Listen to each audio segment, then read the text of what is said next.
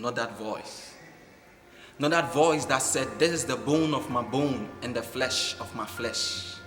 Not that voice that said, you come against me with sword and spear and javelin, but I come in the name of the Lord Almighty, so the Israelites should not stress. Not that voice that stood in the gap till God said, for the sake of 10, I will set your people free. Not that voice that commanded the pathway so the Israelites could walk through the Red Sea. Not that voice that said, for I know my Redeemer lives. Not that voice that said, for if I don't see the holes in his hands, I would not believe. Not that voice that said, Lord, I will go with you to prison, but for 3 times denied Jesus. Not that voice that said, give me 30 pieces of silver and I will hand over that man to you. His name is Jesus. No, not that voice. But I'm talking about a voice that said, I am old enough to give birth but yet believed. I'm talking about a voice that said, I am a virgin enough to give birth but yet believed. I'm talking about a voice that said, pardon your servant, my Lord. My husband Nabal is just like his name, it means fool. I'm talking about a voice that said, give me a son and I will give him back to you, and the word of God came through. I'm talking about a voice that said, thy God shall be my God and thy people shall be my people, so I'm not leaving you.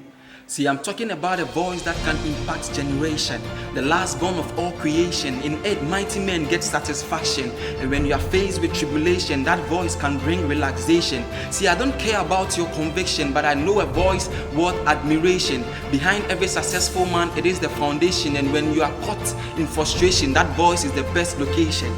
So the little compasses and protractors of our mind cannot bring to an intersection how that voice can bring transformation. Without it, you can't make the best decision, and when it's missing in a discussion, there can be great confusion.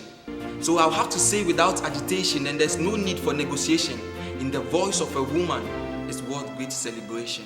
Yes, I know a voice that God created without a choice, and in that voice every man rejoices. See, I'm not here to make noise, but there's a voice that everyone enjoys. So Paul reminded Timothy about Lois. She had a faith that never destroys.